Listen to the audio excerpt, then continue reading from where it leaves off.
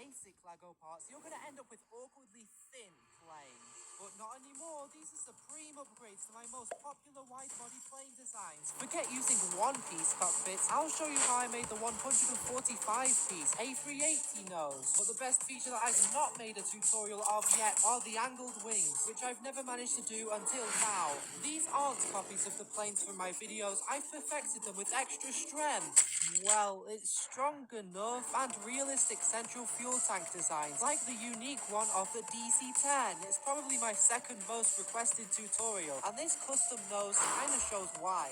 So we're gonna improve my Turkish DC-10 by firstly making a custom base, and these long bricks here show how wide this is gonna be. This nose is as simplified as possible, so hopefully you'll have less parts to order, and we're using lots of bricks with studs on the sides, especially here as the base part is upside down, of course. Now it's my first time trying this 3x3 dish for the nose. It's smaller than the one on my Turkish design, so looks better, and we're putting our larger windshield part very close behind as the DC-10 has a nicely short nose like the 777. You can see the shape beginning to come along now, and I hope you like this new little part inventory I've edited below. It's just the current parts number with a picture of it. This part with the studs on 4 sides goes just inside here, which is why we had to uncover that segment. And of course, if you want to try following this, I recommend slowing the video down in settings. And if you're just watching this for fun, then that's also a great decision, as there's some interesting building techniques and funny scenes I want you to see later on.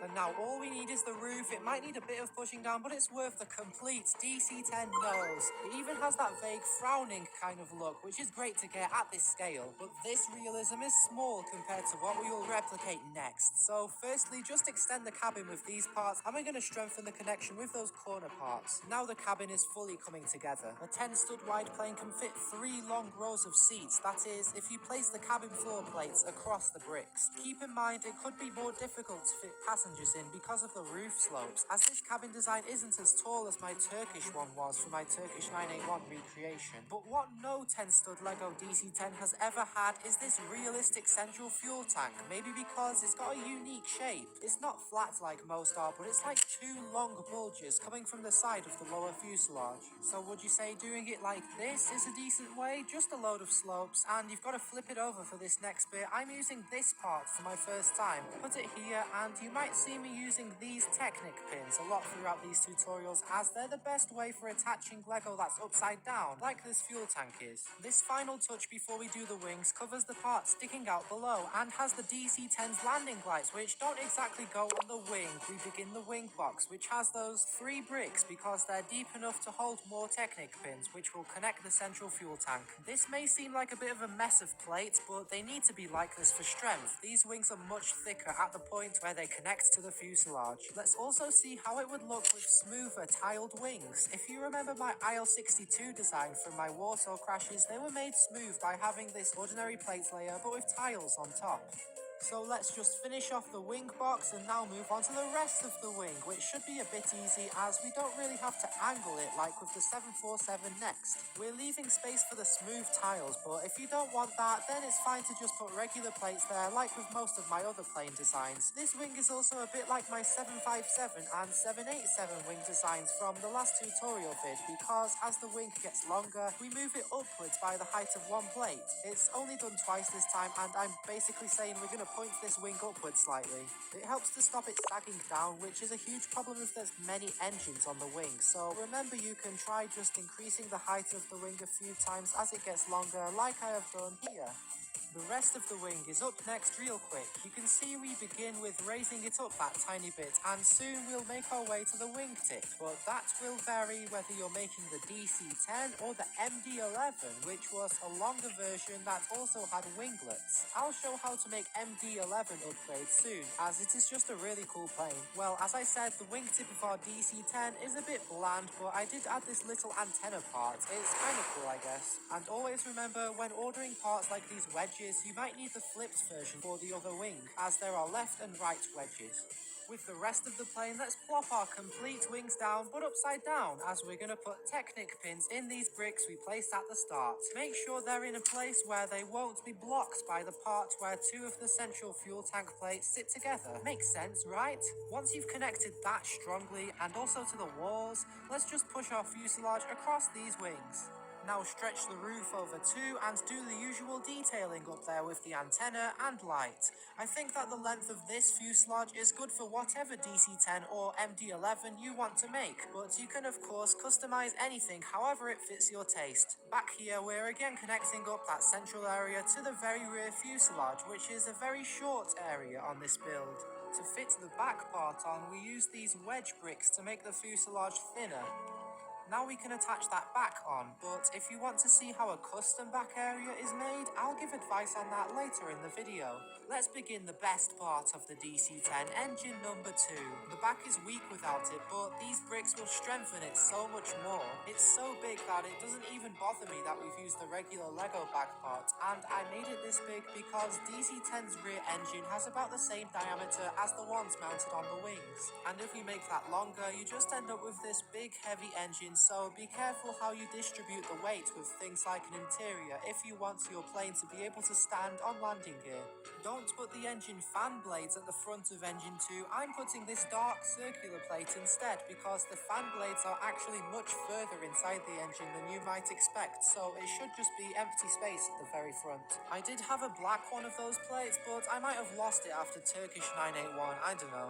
Let's continue a curved top to the engine, and we'll put jumper plates a bit further back which will attach to the vertical stabilizer as well as some cheese slopes next to them to maintain that nice shape. At the back of the engine, coming off from the tail, is this thing. I'm kinda lazy to research what purpose it has, but it's an iconic DC-10 feature, so we must recreate it. This vertical stabilizer is somewhat tall as we're using 3 of these big slopes off the Concorde, which are kind of steep. Now finish off the roof tiles up to the engine. And the aft section is done, except the special angled stabilizers. We will build them big so they stand out better, so when you look at this plane from the front, it's very obviously either the DC-10 or an MD-11. And we're also using some tiles here so it matches the wing style. Use a support piece and 2 hinges to attach these stabilizers. Yes, that's good. Of course, the special thing about this plane is that as well as the rear engine, there's also the 2 regular twin engines on the wings, which make this trijet look totally different to the others with all 3 engines at the back, specifically the Trident 727 and the Tupolev Tu-154.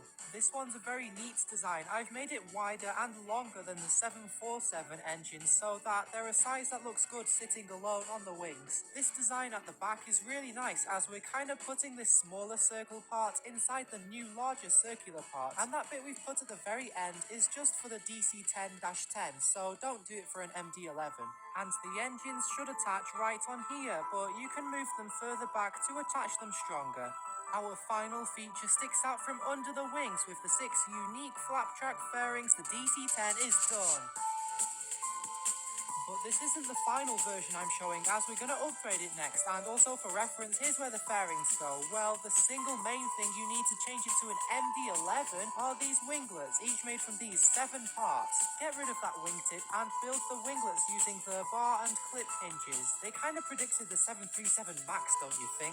Well, there's some giant winglets, but of course, this plane's known for being a king of cargo with FedEx and UPS, so you can fill out those windows and give it a livery for a cool cargo plane that's also a bit unpredictable when landing.